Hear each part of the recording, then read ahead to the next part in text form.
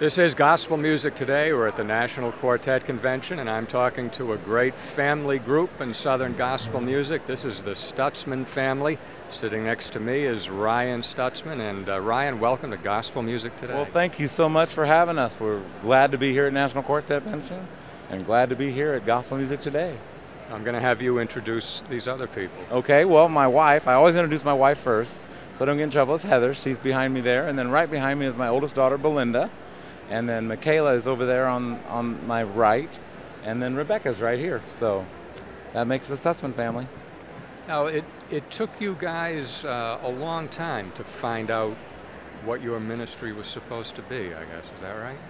That's actually correct, yes. My wife and I struggled for many years, looked into several mission groups, and thought maybe the mission field was where God had us. And just nothing ever really clicked, and just felt like God's peace there. And one day we were just sitting at home, and we've always loved to sing, and I looked at Heather and I said, let's start singing a little bit. And Belinda was about 7 years old at the age at that time in our life, and it's just blossomed from here. And here we are 9 years later, and God's just great.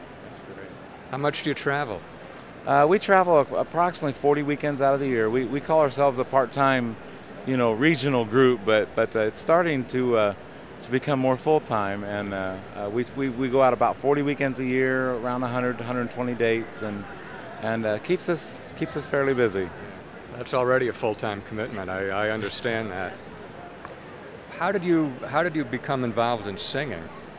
Well, Ryan and I grew up singing together in high school. We went to the same little country church, and so there weren't very many people to sing, and so we were both in the choir and got to go do duets and things together, and so we've always grown up singing. So when we got married, it's one of those things you just continue to do as a duet, and then as the girls, grew up, and I prayed real hard that they could sing because my dad can't carry a tune. So we're very blessed that they can all sing and enjoy singing with us and hear those parts so well. Who are your favorite Southern gospel singers right now? As of right now, probably Greater Vision and the Perrys. Good choices. Let me ask you the same question. I'll just reach around. I pretty much have the same answer. I love Greater Vision and I love the Perrys. I like the Tally Trio and Greater Vision. Very good.